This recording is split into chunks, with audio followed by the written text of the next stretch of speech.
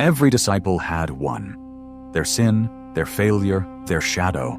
Every disciple also sinned, and the Bible hides none of it. Peter denied. Judas betrayed. But what about the other 10? What do the Gospels actually record about the sins no one talks about? Because these 12 men were not stained-glass saints. They were real men, with anger, with fear, with ambition, with doubt. And understanding that is going to completely change the way you see the history of Christianity, and maybe the way you see yourself. Picture the scene. It's Galilee, 1st century after Christ, a poor peripheral region, forgotten by the power of Rome.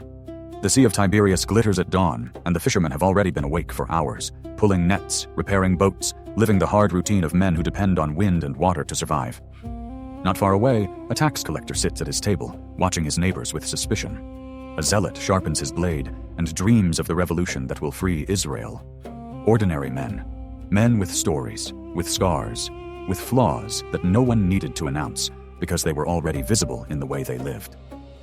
It was exactly among these men that Jesus walked. He didn't go to Jerusalem to find the great teachers of the law. He didn't go to the priests' palaces or the synagogues of the most educated. He went to the lakeshore. He went to the dirt roads. He went to the places where no one expected anything important to be born. And it was there that he looked 12 men in the eyes and said, "Follow me." And they did. For 3 years, these 12 lived beside Jesus. They witnessed miracles that defied every explanation. They heard teachings that no rabbinical school had ever produced. They were present for moments that humanity is still trying to understand 2,000 years later. And yet, even with all of that, they sinned. They failed. They fell.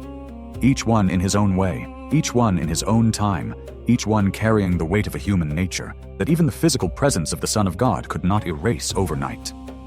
And the Bible records all of it, not with judgment, not with scandal, but with an honesty that, when you stop and read carefully, is almost unsettling. Because the Gospels were not written to create idols. They were written to reveal the truth about Jesus, about redemption, and about the kind of people God chooses to do extraordinary things. So let's start at the beginning, with the man Jesus called a rock, Peter. Simon Peter was a fisherman, a physical man with a loud voice, fast reactions, and even faster words. When Jesus asked his disciples who they said he was, it was Peter who answered first, without hesitation, "You are the Christ, the Son of the living God." In Matthew chapter 16, verses 13 through 16. Jesus responded by saying that this revelation had not come from flesh and blood, but from the Heavenly Father. And it was in that moment that Peter received his new name, Rock, the foundation upon which the church would be built. But just minutes later, that same Peter tried to rebuke Jesus for speaking about suffering and death. And Jesus turned to him and said one of the harshest lines in the Gospels, "Get behind me, Satan." That was Peter, capable of receiving divine revelation and making a serious mistake in the very same scene. But Peter's greatest sin was not that one. Peter's greatest sin happened on the darkest night in history, the night Jesus was arrested in the Garden of Gethsemane. Peter had sworn, just hours before, that even if everyone else abandoned Jesus, he never would. In Matthew chapter 26, verse 33, Peter said, "Even if all fall away on account of you, I never will." It was a declaration of absolute loyalty. It was the voice of a man fully convinced of himself. And then reality arrived. In the courtyard of the high priest's house, while Jesus was being questioned inside, a simple servant girl approached Peter and said she had seen him with Jesus. And Peter denied it. Then a second person recognized him, and Peter denied it again. Then a third. And this time, in Matthew chapter 26, verse 74, Peter began to call down curses and swore that he did not know the man. 3 denials. On the very night he had promised to die for Jesus, the rooster crowed, and Peter went outside and wept bitterly. But Peter was not the only one. The other disciples carried sins that also need to be known.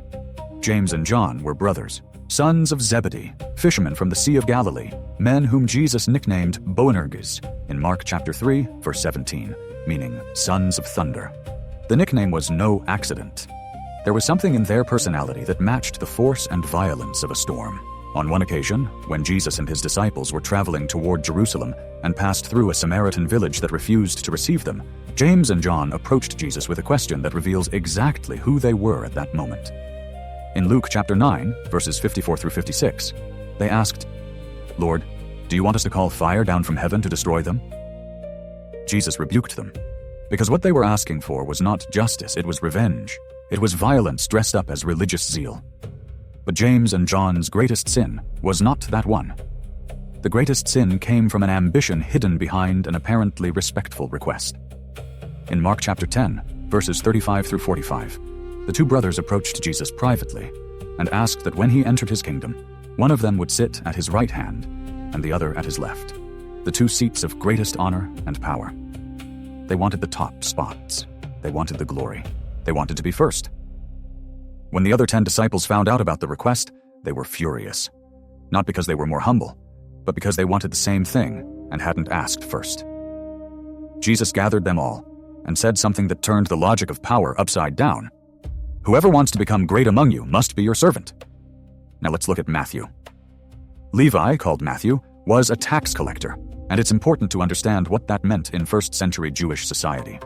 Tax collectors worked for Rome, the occupying power, the enemy of Israel. They collected more than they were supposed to and kept the difference.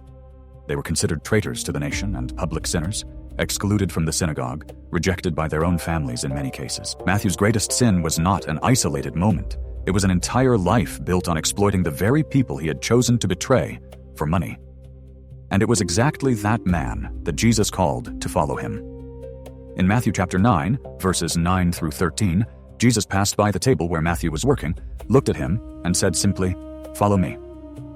And Matthew got up and followed. Then came Thomas. Thomas became defined by doubt. When Jesus rose from the dead and appeared to the disciples, Thomas was not there. And when the others told him what had happened, he said one of the most famous lines in the New Testament, in John chapter 20, verse 25. "Unless I see the nail marks in his hands, and put my finger where the nails were, and put my hand into his side, I will not believe." 8 days later, Jesus appeared again, this time with Thomas present, and he said to him, "Put your finger here. See my hands.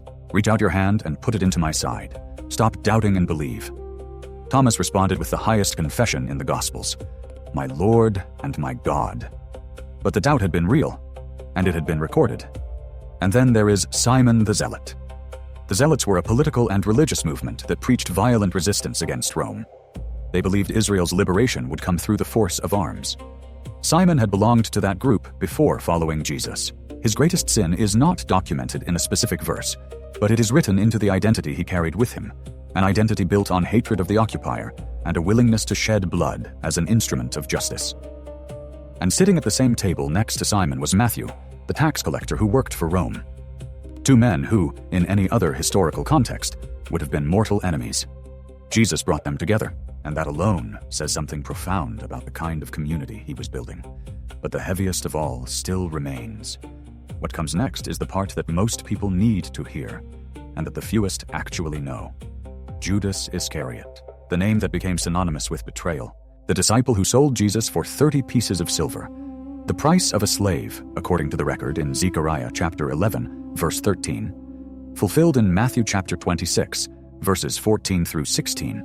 Judas went to the chief priests, made the deal, and then led soldiers to the Garden of Gethsemane, using a kiss as the signal of identification. A kiss, the most intimate gesture of recognition and affection, turned into a weapon. What most people don't know is that Judas was the group's treasurer. In John chapter 12, verse 6, there is a direct revelation. Judas managed the disciples' money, and the same text states that he was a thief who used to help himself to what was put into the money bag. The final betrayal was not a sudden break of character. It was the destination of a process that had been unfolding in the shadows for some time. A heart that had chosen money above everything else, including Jesus himself. And when the remorse came, because it did come, it was already too late. In Matthew chapter 27, verses 3 through 5, Judas tried to return the 30 pieces of silver, saying he had betrayed innocent blood. The priests didn't want the money back, and Judas went and hanged himself. Judas's betrayal is the heaviest sin among the 12, but it is not the only one that carries lessons for us today, because now we need to speak about the other disciples, Philip, Bartholomew, James son of Alphaeus, Thaddeus, and Andrew, whose sins are not catalogued in isolated verses, but emerge in the collective pattern the Gospels record repeatedly. A lack of faith in the face of the impossible, an inability to understand what Jesus was doing, and abandonment. In Mark chapter 14, verse 50, There is a sentence that is both simple and devastating. Then everyone deserted him and fled. Everyone. It wasn't just Peter who failed that night. It wasn't just Judas who drifted away. They all ran. The presence of Jesus had not eliminated the fear that lived inside each one of them. And this is where the story turns. Because this is exactly the point where the narrative stops being about their weakness and starts being about the greatness of the one who had chosen them. Jesus knew. He knew about Peter's denial before Peter denied. He knew about James and John's ambition before they made their request.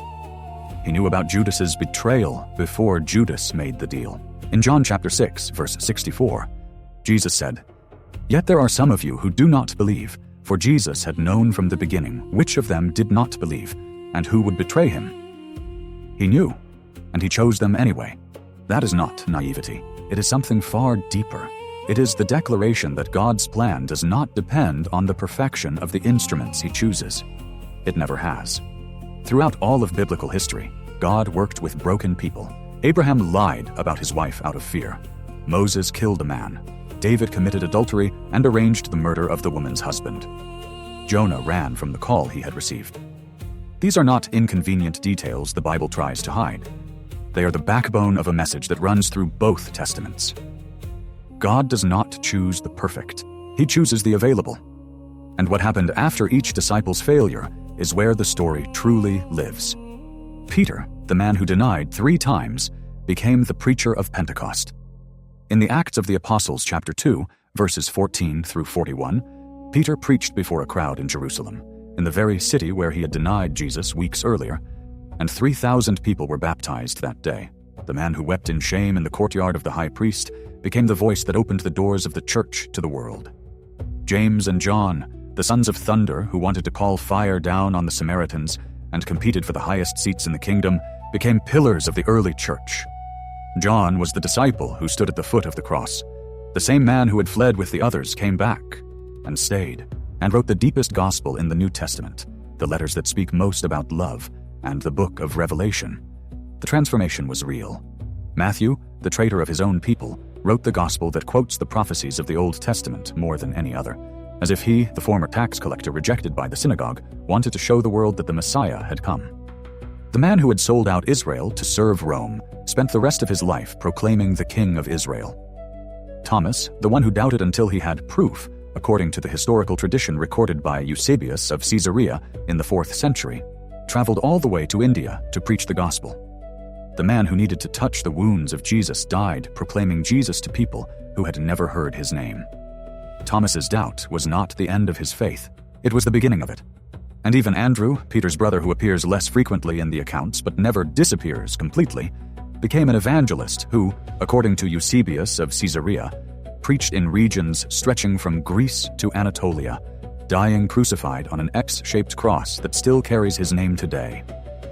The pattern is the same in every story. Sin, failure, brokenness, and then, not in spite of it, but through it, transformation and purpose.